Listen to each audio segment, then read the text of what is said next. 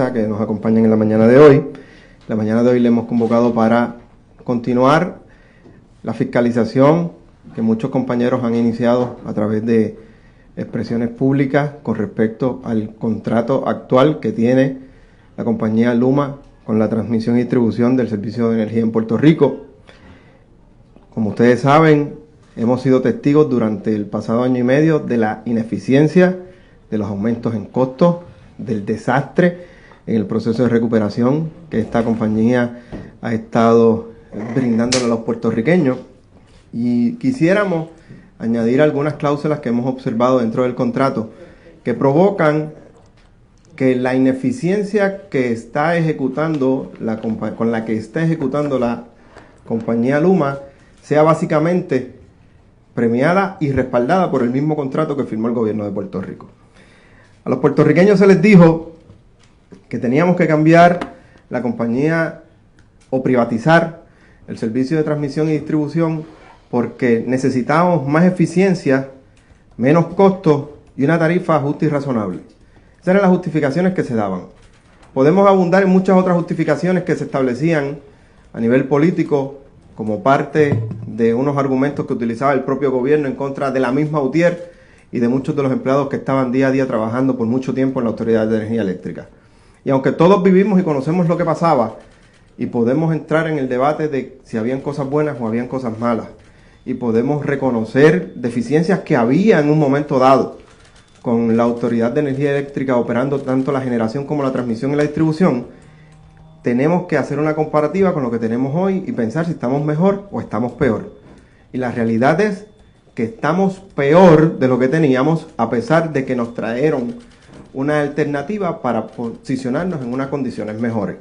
Y el contrato que firma el gobierno de Puerto Rico permite, faculta y ayuda a que esa ineficiencia se dé. Voy a tocar 3 puntos específicos de ese contrato por los cuales de inicio establezco y hago el llamado al gobernador a 20 días de culminar, 20 y pico días de culminar la evaluación del contrato suplementario, a que razones de sobra se han establecido públicamente, razones adicionales vamos a dar, razones él conoce y razones vive el pueblo puertorriqueño todos los días para que este contrato no se extienda, se cancele y se retome la administración y el servicio a la gente a través de la transmisión y la distribución. El contrato, en la sección 14.5, inciso C, establece específicamente sobre los parámetros financieros de la operación de Luma que por espacio de 3 años pueden operar de manera ineficiente, administrativa y financieramente sin consecuencia ninguna.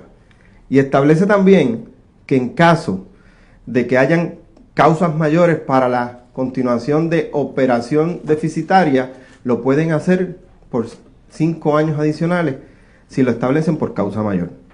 A nosotros se nos dijo a los puertorriqueños que esta compañía nos iba a garantizar un ahorro de 250 millones. Ya el primer año tienen negativo 20 millones de ahorro. Y la Comisión de Energía ha autorizado un presupuesto de 7 millones adicionales para el año siguiente.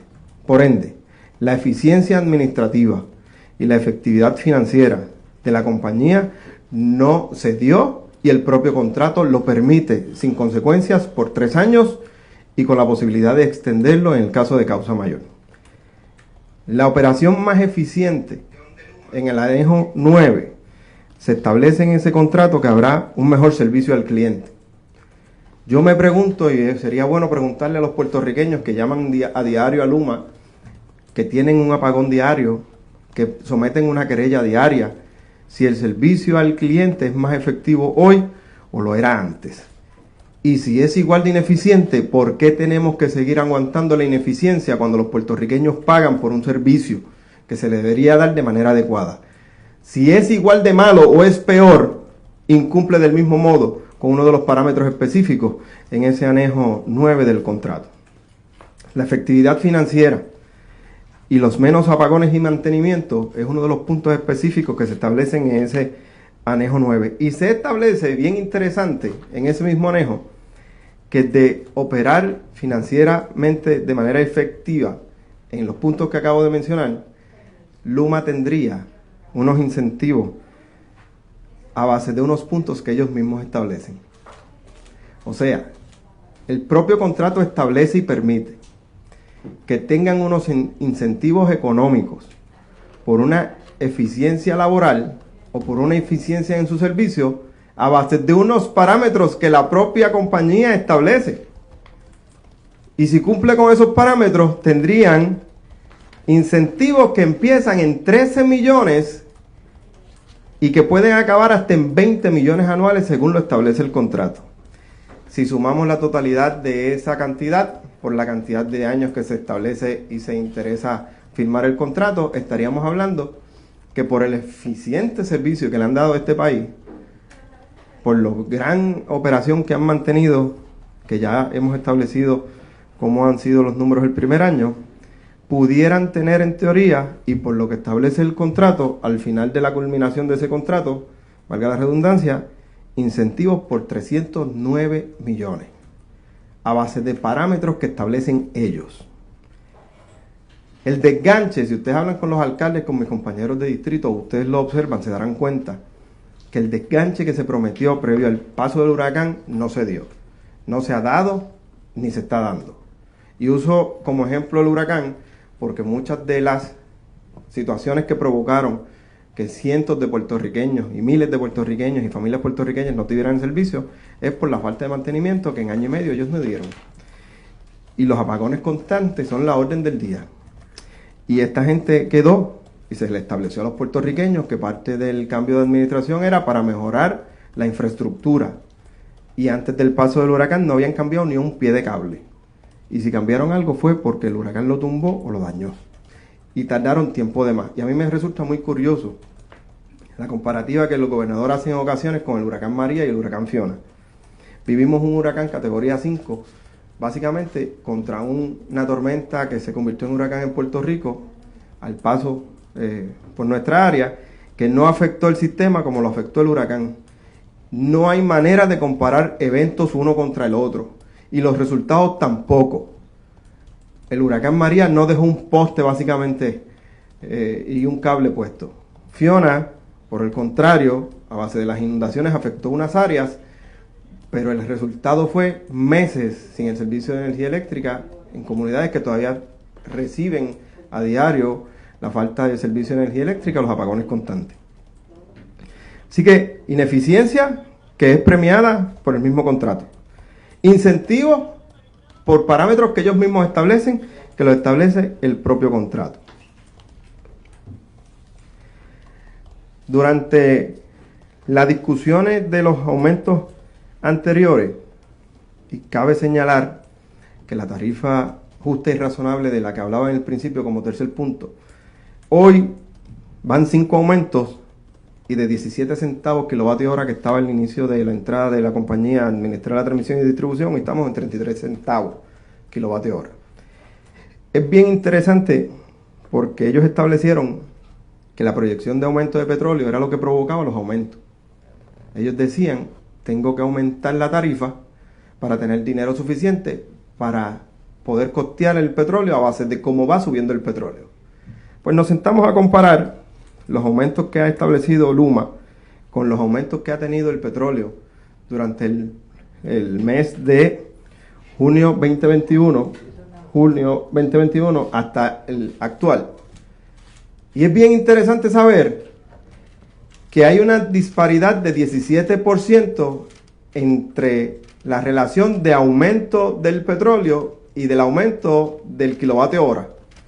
O sea, a pesar de que decían que había que aumentar la tarifa de energía eléctrica, kilovatio hora, para costear el aumento constante del petróleo, lo aumentaron 17% más la tarifa y el kilovatio hora de lo que aumentó el petróleo. ¿Saben cuánto significa eso en costo y en dinero?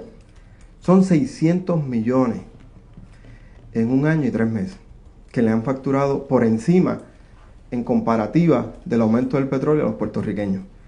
Significa que dentro de los cerca de 1.6 clientes de la Autoridad de Energía Eléctrica, el crédito ese que está llegando de 1 y pico, se supone que fuera de $50 mensuales.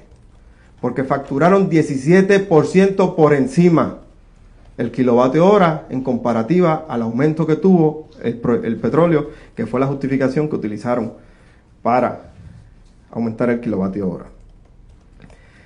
La sección 5.6 de ese contrato establece que la Autoridad de Energía Eléctrica y las alianzas público-privadas tienen que respaldar la petición de aumento que haga Luma. O sea, el contrato le dice al gobierno de Puerto Rico, contrato redactado por el gobierno de Puerto Rico y firmado por el gobierno de Puerto Rico, que si la compañía privatizadora pide un aumento, el gobierno de Puerto Rico, a través de las alianzas público-privadas y la Autoridad de Energía Eléctrica, tienen que respaldar el aumento. Pues entonces, el contrato era para beneficio de los puertorriqueños. El contrato era para reducir el costo del kilovatio hora. El contrato era para darle mejor servicio a la gente. Era para tener un sistema eficiente en un escenario donde se está considerando la posibilidad de transferir también a la empresa privada la generación de energía. Cuando conocemos ejemplos durante muchísimas décadas que hemos vivido con el desastre de la privatización, recordamos Ondeo y la Autoridad de Acueductos del Alcantarillado. Hemos visto las multas que no le tocan a la gente en autoexpreso. Hemos visto municipios que hoy no tienen CDT desde que los dieron a precio de pescado bombado, como decían en los 90. Y firmamos un contrato como gobierno con la compañía Luma para garantizarle al pueblo de Puerto Rico ahorros, costo efectividad, eficiencia, energía más barata. Y hoy lo que tenemos es un desastre total. Así que, señor gobernador, quedan 20 y pico de días para que el contrato suplementario se evalúe y se tome una decisión. Es evidente que no hay motivo ninguno para que esta compañía siga administrando la transmisión y distribución del país. Es evidente que el contrato que se firmó no es beneficioso para el pueblo puertorriqueño. Parece que lo escribió Luma. Está hecho, redactado y firmado a beneficio de la compañía, no solo en estos puntos que he mencionado hoy, en otros tantos. Por ende, el emplazamiento tiene que ser directo al gobernador. Es hora de tomar una decisión ya y establecer que Luma no puede continuar al frente de la Autoridad de Energía Eléctrica en transmisión y distribución. ¿Alguna pregunta? Mencionó que en lugar de $1 y tantos de crédito que se está otorgando, debería ser 50 mensual. $50 en un mes. Mensual, 50 mensual por el término de básicamente el año, porque son 600 millones.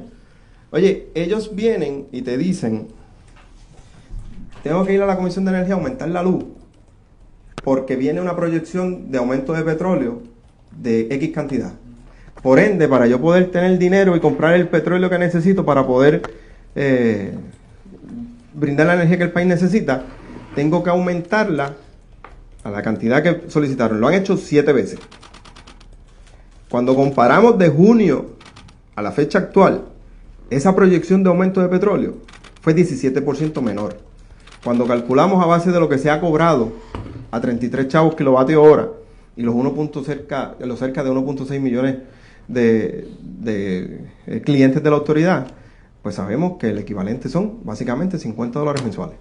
Por ende, lo que han estado estableciendo, que todos hemos visto, de un crédito de 1 y pico, pues no se compara con lo que de verdad sobrefacturaron y deberían devolverle a la gente. Hay gente que está denunciando que le están llegando las facturas como si hubiesen tenido luz, gente que todavía incluso no le ha regresado la luz desde Fiona. Hay un poco de confusión con relación a este crédito, porque la gente podría pensar que no le están cobrando porque no tenían luz. Que no tenían luz. ¿Cómo, verdad? ¿Cómo se le puede aclarar esto para que la gente, los consumidores estén bien, verdad, informados sobre esto? Pues yo les estoy aclarando el punto específico de lo que sobrefacturaron por la proyección del aumento del petróleo. Sobre el área que no tenían servicio de energía, pues obviamente si no tuvieron energía no debería facturársele nada. Y además de no facturársele nada, dar el crédito que le corresponde. Si no le están facturando nada en un mes, porque no tuvieron luz en ese mes, y le están dando un crédito de 1 y pico, pues no le están facturando el mes y le están dando el crédito que debería ser de 50. Porque la realidad es que cobraron más a base de una proyección que no se dio. Pero una cosa no tiene que ver con No, son dos cosas muy distintas. Que lo tenga claro. Son distintas. Incluso ha habido muchos apagones y hay gente que está en esos apagones días sin luz. Entonces, tengo entendido que las facturas son estimadas, o muchas de ellas. O sea, no tengo claro esto. ¿Cómo es que se cobra? Mira, yo creo que en Puerto Rico nadie tiene claro cómo realmente se le está facturando. Y cuando se sientan y observan su factura y los días que se le están facturando y calculan a base de los días que no tuvieron luz tras el paso del huracán, o peor aún, yo lo decía con ustedes en la última conferencia de prensa que estuvimos aquí, cuando Luma hablaba de tener cerca del 90% energizado, recordarán. O sea, creerle a Luma que tiene el 90% del país energizado sin un huracán es difícil. Y en aquel momento yo les decía, imaginen creerle luego del paso de un huracán. Si la gente va y observa que todavía hay gente padeciendo tras el paso del huracán, apagones, hay comunidades que se les apaga la luz todos los días. Yo vengo de Jácanas, del barrio Jácanas de Yabucoa, y lo dije aquí en la misma de esa conferencia que fue cerca de hace un mes, ¿verdad, Juan? Que estuvimos aquí más o menos. Y hasta hace 3 o 4 días atrás, se iba todas las noches. Y del mismo modo que pasaba en Jácanas, que no hubo inundación porque es un campo y no se cayó un cable, hay comunidades hoy en el área oeste y sur que siguen padeciendo los apagones diarios. Y otros que no tienen, que todavía probablemente no les ha llegado.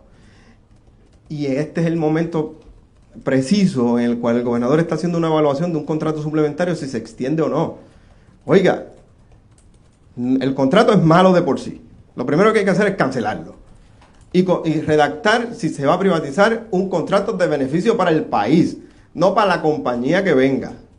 2, tras el aumento constante del kilovatio hora, tras la ineficiencia en el servicio, tras la falta de servicio adecuado al cliente y tras el hecho de que durante el paso del huracán no pudieron con la emergencia, y una cosa importante, habían unos celadores en la calle que yo los veía tratando de meter mano. Había un personal que en ocasiones eran 2 personas por brigada o hasta una intentando hacer el trabajo, y llegaban a los sitios y no sabían por dónde empezar. Yo quiero que ustedes sepan que habían celadores de la Autoridad de Energía Eléctrica que ya no forman parte de Luma o de la autoridad, que iban a donde ellos a decirles por dónde empezar, o iban a donde ellos para decirle cómo era que se tenía que corregir el problema que en esa comunidad, siempre que venía un evento atmosférico, había que atenderse. Así que nos ha salido más caro. El contrato es a la medida de la compañía. No son eficientes en el servicio, no son eficientes en darle a los puertorriqueños lo que se les prometió, y estamos a punto de culminar el tiempo que se les dio como parte del contrato suplementario. Yo no sé qué espera el gobernador, pero no hay un motivo. No hay un solo motivo para mantener esta compañía. Y yo le he escuchado decir que lo que había antes, y eso es lo que va a contestar, que si era malo, que si María y Fiona no se comparan. Y lo que teníamos antes podía haber tenido sus defectos y deficiencias, pero era la Autoridad de Energía Eléctrica del pueblo de Puerto Rico. Era más barato, sabíamos dónde estaban las brigadas, los funcionarios electos, tanto alcaldes como legisladores, sabíamos cuando había una comunidad sin luz, qué persona tú podías llamar para que colaborara y ayudara. Con las querellas tú las entregabas y se avanzaba más. Ahora el problema es que uno no sabe ni quiénes son los que están asignados al pueblo. Durante el huracán yo lo hablaba con ustedes. Decían que habían 3 brigadas y nosotros visitando todos los barrios no encontrábamos la brigada nunca. Así que no funciona. Y yo creo que de adultos dar un paso atrás y decir no funcionó, vamos a corregir esto y vamos a darle al país el servicio que merece, porque lo que le dieron fue una cosa más cara y más inefectiva. Yo quisiera también abundar, porque usted no lo ha mencionado, pero hay comunidades incluso bastante grandes que han sufrido de fluctuaciones de voltaje, y le han dañado los enseres. O no se sabe qué es porque no hay explicación. Conozco bien el caso de Peñuela, donde hay cientos de hogares que se le quemaron contadores y que han perdido enseres electrodomésticos, pero no ha habido como una explicación de qué es lo que sucedió. Me dicen que en Hormigueros también hubo una urbanización completa que ocurrió, no sé cuántos casos más debe haber, pero de esto ni se habla, o sea... Nidia, ¿tú sabes quién puede contestar la pregunta de por qué son los bajones de voltaje en esa área o en cualquier área de Puerto Rico? Los empleados que posiblemente hoy están de choferes en el Departamento de Educación o limpiando en el cuartel de la policía o en ACA atendiendo casos. Los empleados de la autoridad que conocían el problema, que tenían un plan de trabajo para atenderlo, que iban y lo atendían y que hoy están en otras agencias haciendo cosas para... ¿Cuánto gastó el pueblo de Puerto Rico entrenando celadores por todos los años de existencia de la Autoridad de Energía Eléctrica? ¿Cuánto invirtió en capacitarlos y educarlos? Para que hoy los tengamos haciendo tareas que no se relacionan en nada a lo que invertimos en educación y capacitación, mientras tenemos gente que muy probablemente no sabe cómo resolver el problema, no por problemas o a causa de ellos mismos, porque yo estoy seguro que cualquier empleado de Luma que esté en la calle hoy quisiera resolver el problema a la comunidad que se lo pida. El problema es gerencial, el problema es que nos está costando más, se están llevando más una gente específica arriba y abajo el pueblo no está recibiendo el servicio. Retomo la pregunta, si usted entiende que el gobernador debe tener en cuenta esta situación, le pregunto en específico, porque sí, cuando se llama Luma, lo que te dicen es que necesitas un perito, ¿verdad? Y hay personas, no todo el mundo, usted lo sabe, que puede contratar un perito para que le revise el hogar, para ver qué fue lo que ocurrió. Entonces, este asunto que está ocurriendo allí y que yo puedo presumir que esté ocurriendo en muchos otros lugares y no lo sabemos, debe ser tomado en cuenta, claro, investigado, pedir que se rindan cuentas de qué es lo que pasa. La respuesta... Usted también puede llevar un perito, pero qué garantía hay de que esto vuelva a ocurrir y se le vuelva a dañar un enser que le costó un montón de chavos, como están las cosas ahora. Que no tiene para comprar otro. Y no tiene para comprar otro. Y que a lo más seguro cuando el perito te costó $100 en ir a verificarte la casa, te dice que el problema no es la casa, que el problema es la transmisión y distribución. Sí, el gobernador es una razón adicional para que tome acción en contra de la compañía que él ha estado defendiendo, porque el problema aquí principal es que podemos impulsar legislación, proyectos, medidas, pero la decisión final está en las manos del gobernador. El país entero está en contra de Luma. Yo estoy seguro que ustedes que están aquí sentados han tenido situaciones con esto también, porque ustedes también son ciudadanos de este país, clientes de la autoridad que sienten y padecen. Y son muchas las cosas que yo sé que todos quisiéramos decir, y el gobernador las conoce. Está en sus manos decidir si extiende a Luma o saca a Luma y le damos al país algo mejor. Y esa es una razón adicional, como las que han planteado compañeros aquí, como las que ustedes han vivido, como las que ustedes han cubierto de planteamientos de otros compañeros, de todos los partidos. Esto no es un asunto ni político, esto es un asunto de servicio a la gente. Uno de los principales servicios que el país necesita, agua y luz. Y tenemos una responsabilidad como gobierno de darle garantías de que el servicio por el que pagan sea eficiente. Sea el gobierno que esté al frente, sea Pierluisi el que esté en Fortaleza. Y lo que tenemos hoy no funciona. Y tiene la facultad para cambiarlo. Y tiene la oportunidad. Porque a fin de mes se vence el contrato suplementario. En cuanto a lo que, ¿verdad?, sustituiría de darse esa posibilidad, ¿qué piensa usted? ¿Usted tiene alguna propuesta? Se habla por ahí de que hay una cooperativa que se llama Ecoeléctrico, algo así. Sí, lo he visto. Que es de aquí, de gente que tiene conocimiento en electricidad. Hablo por mí. Lo primero que hay que cancelar es el contrato. No puede haber un contrato hecho a la medida de una compañía. Que si es ineficiente, no tiene penalidad por 5 años. Que si establece sus propios parámetros y a base de sus parámetros es eficiente, pues entonces va a tener unos incentivos. No puede ser un contrato que si piden un aumento, el gobierno tiene que respaldarlo. Ese contrato no puede ser. Segundo, yo he escuchado al gobernador hablar de una transición y que sería un error o una locura o difícil. ¿Ustedes se acuerdan cuando se hizo la transición de Ondeo a la Autoridad de Acueducto y Alcantarillado? ¿Alguien se dio cuenta? Cuando se hizo la transición de Ondeo a la Autoridad de Acueducto y Alcantarillado, que la recuperó el gobierno, el servicio continuó, la facturación continuó, y hoy no nos acordamos ni cómo se hizo esa transición. Ahora, a la pregunta específica de qué deberíamos tener. Lo que teníamos tenía sus deficiencias, y eso lo tenemos que reconocer todos, incluyendo los que estaban dentro de la Autoridad de Energía Eléctrica. Lo mismo no lo podemos volver a tener. Lo que tenemos hoy es peor. ¿Qué podemos hacer? Hay muchísimas alternativas. Yo creo mucho en la cooperativa, como tú mencionas, Nidia, y creo mucho más en la Universidad de Puerto Rico, y creo mucho más en el servicio de energía renovable. Yo creo que como gobierno y como país podemos constituir una autoridad, o pongarle el nombre que les quieran poner, una entidad que le pueda dar un mejor servicio al país, que pueda ser más costo efectivo. Fondos suficientes a nivel federal están llegando. Fondos suficientes pagan los puertorriqueños. Es bien importante que los puertorriqueños tengamos claro que de lo que estamos hablando es de un monopolio. Un monopolio que quebramos como país. O sea, aquí nadie más vende luz. Tenemos un monopolio, lo quebramos. O sea que si somos eficientes en la administración, tenemos el dinero suficiente para poder operarlo. Y tenemos la oportunidad de empezar de cero. Mucha gente hablaba de los convenios colectivos, hablaba de la UTIEL, se quejaba de un montón de cosas. Por el otro lado, mucha gente podemos decir que eran más eficientes a la hora de uno llamarlos para resolver los problemas.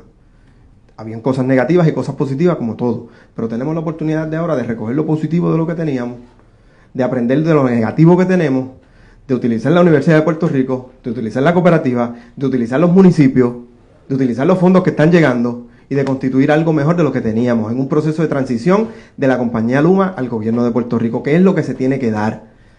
Lo importante aquí es que todo el mundo esté dispuesto a colaborar, y yo sé que el talento y los recursos los tenemos.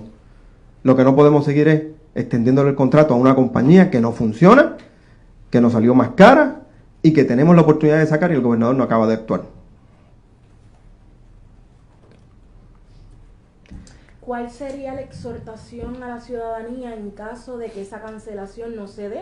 Porque tenemos por un lado al gobernador diciendo o sustentando el que no se debe cancelar el contrato, y tenemos a la Junta ante el Tribunal Federal diciendo que Luma es crítico para sus planes fiscales. El país tiene que continuar su expresión. La mejor herramienta que tiene el país, o básicamente en este escenario la única, es la expresión y la presión. Comunicarle al gobernador de Puerto Rico, funcionario electo de este país con el 33% de los puertorriqueños, que tanto él como todos los que estamos aquí tenemos que entender lo que están sufriendo y padeciendo los puertorriqueños.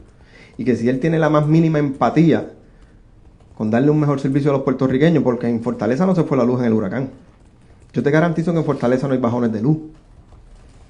Yo te garantizo que si se va la luz, la planta prende en 30 segundos. Que sea empático con el país y el pueblo puertorriqueño, continuar comunicándole lo que está padeciendo, y que no puede respaldar de ninguna manera una compañía que le sale más cara, que le cuesta más cara el servicio, que no le es efectivo, y que para colmo de males, como hemos mencionado la mañana de hoy, tiene un contrato hecho a la medida que el gobernador ha respaldado. El gobernador es el gobernador de los puertorriqueños y fue electo para proteger a los puertorriqueños, no para su rol anterior a ser gobernador de ser abogado de una compañía. ¿Algo más? Vamos. Sobre otro tema, ¿qué le parece que a esta hora todavía no se sepa dónde, cuándo, cómo va a ser la asamblea del partido? No esperaba preguntas de eso.